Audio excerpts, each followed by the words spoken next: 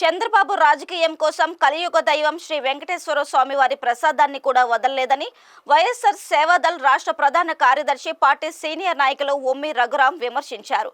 కాకినాడ జిల్లా జగంపేటలో నిర్వహించిన మీడియా సమావేశంలో ఆయన మాట్లాడుతూ చంద్రబాబు ముఖ్యమంత్రిగా కూటమి ప్రభుత్వం 100 రోజుల పరిపాలనలో ఘోర వైఫల్యం చెందిందని ఆక్షేపించారు. సూపర్ 6 అటకెక్కిందని, విశాఖ ఉక్కు ప్రైవేటీకరణకు వ్యతిరేకంగా ఉద్యమం జరగడం, విజయవాడ వరదల నివారణ, పునరావాస కల్పనలో ప్రభుత్వ వైఫల్యం, గొప్పగా చెప్పుకునే అమరావతి మునగడం, ప్రపంచ బ్యాంకు అమరావతి రాజధాని నిర్మాణానికి సానుకూలంగా లేకపోవడం వంటి సమస్యల నుండి ప్రజలను తప్పుదోవ పట్టించడానికి లడ్డు వివాదాన్ని తెరపైకి తెచ్చారని విమర్శించారు. పవన్ కళ్యాణ్ చంద్రబాబు మాయలో పడ్డారని ఆయన ఎద్దేవా చేశారు.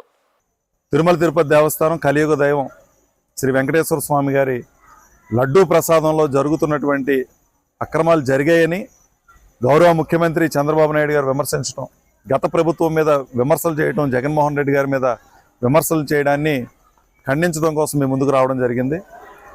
మనందరం కూడా ఒక విషయం ఇక్కడ తెలుసుకోవాల్సింది ఏంటంటే, ఇది కేవలం రాజకీయ విమర్శ. కారణం ఏంటంటే, జూలై నెలలో దీనికి సంబంధించినటువంటి రిపోర్ట్ వచ్చినప్పుడు మరి ఈ రోజు వరకు ఏ విధంగానూ కేసులు రిజిస్టర్ చేయకుండా, ఏ ఒక్కరిని విచారణ చేయకుండా, మరి దీని మీద ఏ విధమైనటువంటి చర్యలు తీసుకోకుండా పార్టీకి సంబంధించినటువంటి కార్యక్రమంలో 100 రోజులు పూర్తయినటువంటి కార్యక్రమంలో దీని ఒక రాజకీయ అంశంగా చంద్రబాబు నాయుడు గారు పేర్కొనడం, ఇది కేవలం రాజకీయ దిగజారుడుతనం అని చెప్పేసి నేను భావిస్తా ఉన్నాను. చంద్రబాబు నాయుడు గారు రాజకీయానికి ప్రతిదీ కూడా ఉపయోగించుకుంటారన్న విషయం మనందరికీ తెలుసు. గతంలో ఎన్నికల ముందు రాష్ట్రంలో ఉన్నటువంటి ప్రజలందరినీ అబద్ధపు హామీలు ఇచ్చి సూపర్ 6 అని చెప్పి, పేద ప్రజలకు మేలు చేస్తానని చెప్పి, జగన్ గారి కన్నా ఎక్కువ పథకాలు ఇస్తానని చెప్పి మోసం చేసి అబద్ధాలు ఆడినటువంటి చంద్రబాబు నాయుడు గారు ఆ అబద్ధాల్లో కొనసాగింపుగా మరొక అబద్ధాన్ని ఈరోజు తిరుమల తిరుపతి దేవస్థానం లడ్డూని తీసుకొచ్చి హిందువుల యొక్క మనోభావాలను దెబ్బతీశారని చెప్పి ఈ సందర్భంగా నేను భావిస్తా ఉన్నాను. నేను ఒకటే కోరుతా ఉన్నాను, సిట్టింగ్ జడ్జితో దీని మీద సమగ్రమైనటువంటి విచారణ జరిపి స్వతంత్ర ప్రతిపత్తి కలిగినటువంటి వారిని దీంట్లో విచారణ కమిటీగా నియమించి దీని మీద విచారణ జరగాలి. విజయవాడ వరదల కారణంగా ఎంతోమంది అభాగ్యులు ఇబ్బంది పడినటువంటి పరిస్థితి, ప్రాణాలు కోల్పోయినటువంటి పరిస్థితి. ఒక పక్కన విద్యార్థుల మీద జరుగుతున్నటువంటి అకృత్యాలు, మహిళల మీద జరుగుతున్నటువంటి అకృత్యాలు, అమరావతి మునిగిపోవటం, ప్రపంచ బ్యాంకు అమరావతి నిర్మాణానికి వెనుకడుగు వేయటం, పోలవరం ప్రాజెక్టు, ఇలా చెప్పుకొని పోతే ఎన్నో వైఫల్యాలు ఈ 100 రోజుల్లో.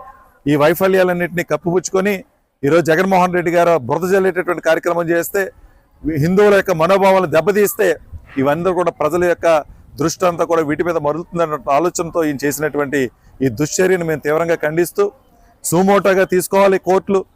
ఒకటే కోరుతా ఉన్నాను, చంద్రబాబు నాయుడు గారు రాజకీయాల్లో అన్ని గమనిస్తూ ఉంటారు ప్రజలందరూ కూడా, మీరు ఇచ్చినటువంటి హామీలు నెరవేర్చేటటువంటి విధంగా ముందుకెళ్ళండి. పవన్ కళ్యాణ్ గారు, మీరు చంద్రబాబు నాయుడు గారు అభిమానిగా మారిపోయి చంద్రబాబు నాయుడు గారు చేస్తున్న ప్రతి దాన్ని మీరు సమర్థిస్తా ఉన్నారు. ప్రతిపక్షంలో ఉన్నప్పుడు ప్రశ్నిస్తానని చెప్పిన మీరు ఈ సూపర్ 6 గురించి ఎప్పుడైనా ప్రశ్నించారా? మరి సరైనటువంటి విధంగా తప్పు చేసిన వాళ్ళు శిక్షించడానికి ముందుండాలి తప్పించి ఈ రకంగా అవాస్తవమైనటువంటి మరి మాటలు చెబుతూ ప్రజల్ని మభ్యపెడుతూ, మరి ముఖ్యంగా హిందువుల మనోభావాల్ని దెబ్బతీయడం చాలా దుర్మార్గమైన చర్య. కాబట్టి మీరు కోర్టులు దీని మీద సరైనటువంటి విచారణ చేసి బర్తరఫ్ చేయడంతో పాటుగా అది నిజమైతే చంద్రబాబు నాయుడు హిందువులందరికీ కూడా బహిరంగ క్షమాపణ చెప్పాలని చెప్పి సందర్భంగా కోరుతూ మీ అందరి దగ్గర సెలవు తీసుకుంటా ఉన్నాను.